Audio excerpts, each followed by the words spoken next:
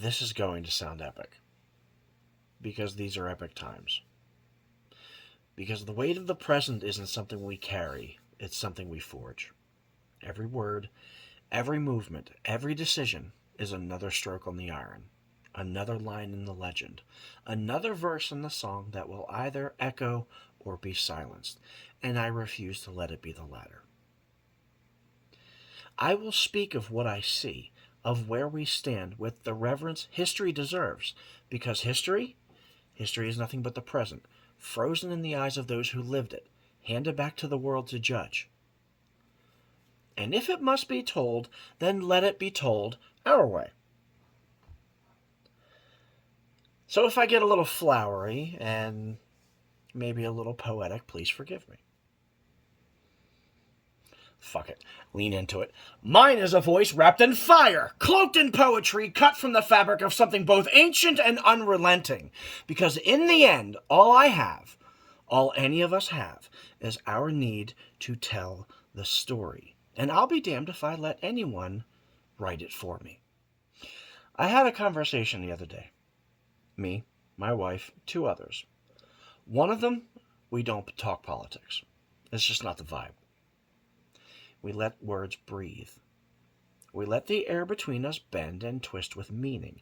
Every syllable has weight. Every exchange is a brushstroke. There's an art to it, an unspoken rhythm, the dance. See, I don't do small talk. I never have. If I engage, I engage. I throw myself into it. I carve my thoughts into the air with the precision of someone who hates wasted breath. And when I find someone who speaks in the same tempo, who respects the back and forth, the unspoken etiquette, we move, we shift, the steps fall into place, but there's always one, the outlier, the wild card, the one who doesn't recognize the song playing but jumps in anyway. Not to learn, not to find the groove, but to grab the aux cord, switch the track, and tell us all how we should now be moving. You ever watch a perfectly balanced dance turn into a stomped out fucking mess? Imagine that. Imagine the flow, the rhythm, the delicate structure crushed under the weight of someone who doesn't understand that this isn't about control. It's about trust. It's about learning the song before you rewrite the lyrics. And the worst part, it's not her fault. She comes from a world where conversations aren't about movement. They're about direction. Where every step is a strategy, every pause a chance to insert correction. She didn't join the dance. She tried to fix it. And what happens when you force the rhythm? It dies. The conversation locks up. It becomes stiff.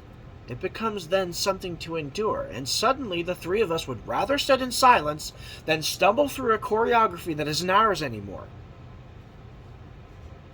Every person has their own song, their own rhythm. Talking to my wife, that's a slow sway in a dimly lit kitchen, coffee in hand. Ella Fitzgerald crooning in the background. Some nights we spin, laughing with our feet barely touching the ground. Other nights we sit in silence, watching the rain hit the window, letting Que Sera Sera hold us together when words won't. There's a few others that have their distinct themes and dances. My friend Mel, grunge fucking incarnate, a 90s soundtrack of raw emotion, swaying between poetic whispers and the slow burn of a guitar on the edge of distortion. And one day, that distortion is going to break loose and rip. She's going to step forward, hit the mic with both hands, and fucking scream. And I'll be right there, headbanging in sync, because that's her dance.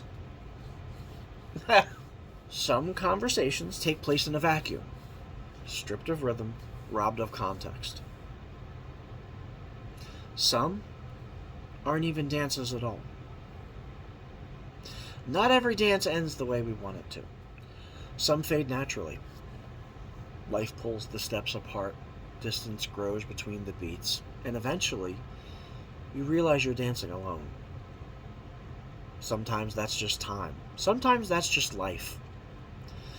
But some dances end because eventually you looked across the floor at someone you've known your whole life, someone whose rhythm once felt like home, and saw that they were no longer moving with you, not in step, not even in the same world. Some of them made a choice. They locked themselves into a march and refused to separate their hearts from the way they moved. They let their need for order, for control, for familiarity, or just for good old-fashioned hate become more important than the music itself. And when you tried to remind them, when you tried to tell them that the dance is meant to evolve, that freedom means everyone gets a place on the floor, they turned the fuck away. And the worst part? They think you left them. They think you abandoned the right way, the only way, because they can't see that what they're doing isn't movement at all. They're stuck. They're pounding the same ground, trapped in steps, dictated by someone who doesn't give a fuck about them beyond their ability to fall in line and produce. And yeah, it hurts. It hurts to know that there are family members you will never dance with again. The rhythm you shared, the inside jokes, the knowing glances, the music of a lifetime together, gone. Gone. Not because of distance, not because of time. Because they took a stand against everything their own damn song was ever supposed to mean. And now it's worse. Because it's not just about losing the people that we love, it's about losing the right to dance at all. Because the orange makeup, footloose town mayor with the fucked up squirrel on his head and a permanent scowl like someone pissed in his Diet Coke, he's just not telling us how to move anymore. Now he's telling some of us we're not allowed on the floor at all. He's saying some of us were never even fucking welcome, that the beat was never meant for our feet, that the song of freedom, of movement, of belonging, it wasn't written for us. And we know what that means. Because this isn't new. This isn't revolutionary tyranny. It's the same old dog shit, dressed up in cheap red ties and shouted through the mouths of men who have never heard a real song in their goddamn lives. They want silence. They want exclusion. They want the floor cleared of anyone who moves too freely, too boldly, too differently. And we see it. We see it in the way they rip at civil liberties, in the way they rewrite the rules so some of us never even get a chance to move. We see it in the way they have always found ways to keep certain people out because of the color of their skin, the name of the figure they pray to, the way they love, the way they fight, the way they simply exist. But here's the thing. We're still here. And the ones they tried to lock out, we've been dancing in the streets. In the dark, in the corners of the world they tried to forget about. We've been making music from pain, turning sorrow into rhythm, building our own damn floor when they refused to give us a space on theirs. So no, we won't stop. We will not be quiet. We will not let them shut down the music. Because when the dust settles, when the bullshit crumbles, when history looks back on this moment and asks who kept the rhythm alive, it will be us. I don't know if you noticed, but I'm a white dude. That matters. That matters. I spent too much time thinking that I had time. Thinking I could afford to waste steps, miss beats, sit back, and watch the dance from the sidelines. Because why wouldn't I? Self-delusion was a necessity for a while. Let me pretend that the world would always wait for me, that I could trip, fall, fuck up, and still find my way back onto the floor. And I was right. I was right because this world was built to catch me. That's the part I didn't want to admit. That's the part no one wants to admit when they've spent a lifetime mistaking luck for resilience. I only say what I say because I can. I speak like this now because the other day I saw a TikTok that fucked me up. Got me all fucked up. It was a handsome black man looking straight into the camera, straight through the screen, straight into me. And he said, if change comes in this situation, it can't come from people who look like me. That hit. That hit fucking hard. Because if there's one thing that I have learned in 44 years on this planet, it's this. When someone who has had more thrown at them this week than I have ever had to carry in my entire life speaks to you, you shut the fuck up and you listen. When a black man is just trying to buy gas and gets side-eyed, questioned, followed because of nothing more than the color of his skin. When a trans person is just trying to exist in a world that's dead set on making sure they never feel safe, never feel home, never feel at home, never feel human even. When a woman walks into a room already calculating exit routes, already bracing for the possibility that her safety depends on the whims of the assholes around her. When someone from any part of the LGBT plus community is just trying to live their truth without being ridiculed, without being harassed, or without fearing that who they are could get them killed, you shut the fuck up and you listen. And this is no slight on you. This isn't because you don't have your own mind. It's not because you're not smart, but because you already have your own perspective. And if you never stop to hear someone else's, someone who doesn't have the privilege of assuming that their dance is safe, then you will never truly understand what it means when the music stops. Because that's what's happening. The ones in power, the ones who march, who command, who dictate, they are trying to kill the rhythm entirely for the ones they never wanted on the floor in the first place. So if you're safe, if you've always been safe, then your job isn't to take over. It isn't to rewrite the song. It isn't to assume you know the dance better than the ones who have been fighting to stay on their feet every single day before you even know there was a dance going on. Your job is to listen. And then when they say move, you fucking move. The dance, conversation, march with MAGA, it isn't a dance. It's a march. It's not a free-flowing rhythm. It's not an open floor where movement adapts to the melody. No, this is boot steps on concrete, fists clenched, eyes locked forward, and anyone out of sync is the enemy. They are them. You are you are us, they are them. It is about control. It is about one step, one direction, one outcome, and if you don't fall in line, you're not just a bad dancer, you're wrong. But conversation isn't about forcing the movement. It's about feeling it. It's about understanding that every step forward comes from listening to the song first. And until they get that, they're not dancing. They're just marching in place. See, a movement has rhythm. A dance has flow. Even a march, with all its rigidity, has an internal pulse, a reason for its steps. MAGA doesn't move. MAGA halts.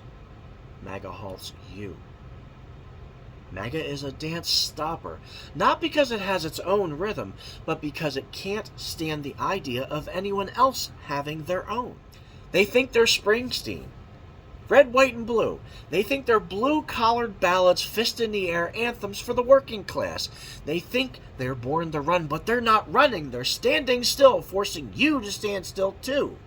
Because Springsteen fucking moves. The heart beats in his songs. The words have soul. And even in anger, even in protest, there's a spirit of movement, of getting somewhere. MAGA is an imitation. It takes the aesthetic, the denim, the dirt, the dust-covered boots, but strips out the struggle, the sweat, the raw, aching beauty of actual freedom. They want the chorus without the verse, the chants without the story, the power without the price. They slap red, white, and blue over the steel-toed stomp and call it a two-step, but there's no music in it. There's no room for give and take, no space for improvisation, because jackboots don't dance. Jackboots crush. Jackboots don't move with you, they move through you, and if you don't step in time, if you don't sync to their forced rhythm, they don't ask you to dance. They kick your legs out from under you. That's the trick, isn't it? It's not about leading. It's not about finding common ground. It's about domination, masquerading as unity. And the talking points? They aren't just conversation stoppers. They're the sounds of music cutting out mid-note. The needle yanked off the record. The power cord ripped from the amp. They don't want to join the dance. They don't even want to replace the dance. They want silence. Because in silence, control is absolute. In silence, there's no challenge, no exchange, no messy, beautiful search for truth. Just one voice speaking, one beat hammering down, one chant, one fist, one answer. And you? You're either marching in place or you're out. So I made a decision. And I've talked about it in another video, but I'm going to repeat it as well here a little bit more. A full send, middle finger to the sidelines kind of decision. I'm buying a van. Not just any van, a vessel. A rolling stage, a movable feast of words and caffeine, and the absolute refusal to sit still. Because if the world is a dance floor, then I'm done waiting for the right song. I'm going to go out there and find it. Me, my family, dog, 2 cats, the open road, and a mission. To meet the dancers. To hear their music. To step to their rhythm. Feel the pulse of their stories and move with them. This just isn't about talking. It's never just been about the talking. It's about the experience. It's about experiencing. By others, the dance has been stolen, warped, repackaged into something sterile and unrecognizable. But out there, on the road, in diners and coffee shops, in the homes of people who still hum forgotten songs, the beat is still alive. The movement is still real. So I want 3 things from this journey. Number 1, to have amazing experiences with amazing peoples. Not just handshakes and pleasantries. Real connection. The kind that leaves its mark. The kind that reminds you why we all tell stories in the first place. The kinds of people that generate new notes in the song. New steps in the dance. Number 2, I want to tell the story of this generation's Beowulf. I have called it this before, and I'm going to keep calling it until the day I die. Because every age has its warriors, its monsters, its myths, waiting to be written, and I refuse to let ours be lost to the noise of a world too distracted to listen. And number 3, to find this beautiful new world that I keep reading about, but have never truly seen. Not the polished fantasy, but the raw, defiant reality. The one that exists in the cracks, in the margins, in the space where real change is already dancing, waiting for the rest of us to catch up. And here's the kicker. I'm not looking for permission. The world doesn't get to tell me how to move. The road doesn't ask why I travel. The dance floor doesn't care how long I've been off my feet. I'm stepping in. It's fucking exciting! I am finding the ones who never stop dancing. I'm finding them here now. I'm going to go find them. I'm stepping in, and together, we're going to turn the music up so loud that silence will never be a fucking option again. As I said, every person I meet has their own song, their own dance.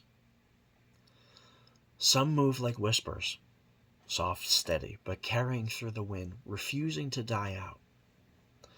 Some hit like bass drops in a war cry, shaking the ground beneath them, making damn sure you know they're here. I watch them. I listen. I see the way they walk, the way they weave meaning into motion, and I know what I'm looking at. Again, this is our generation's Beowulf. This is our age of heroes. But we're not swinging swords against mythical beasts now. We're fighting against something far worse. Apathy. Erasure. The crushing weight of those who would rather see us sit still, be quiet, fall in line. And the wildest part, most of them don't even know who they are yet. They think they're nobodies, nothing faces, just another cog in a machine, just another voice in the static. But I see them. I see all of them. And when I do, I see the faces of what's to come. The ones who don't stop dancing. The ones who move to their own beat, speak their own truth, refuse to let the silence take them. The ones who turn their scars into verse, their struggles into anthems. They don't march. They don't stop. They are our new Avengers, if you want to go Marvel. And every one of them brings their own message, their own rhythm, their own fight. Some of them will burn bright, screaming into the mic, daring the world to turn away. Others will hum their songs under their breath, steady and unshaken, so that when the time comes, they will be heard. And here's the thing. You can try to stop the music, you can try to stop the songs and silence voices, kill the rhythm and break the flow, but you won't. We will dance over you. We will dance through you if we have to. We would rather dance with you. Because when the dance stops, when the movement dies, when the words dry up, when the conversation is gone, there's nothing left to say.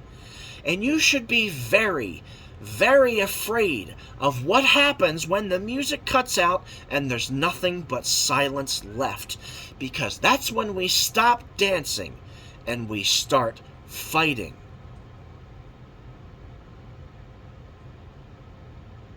So let's dance. Let's talk. For now.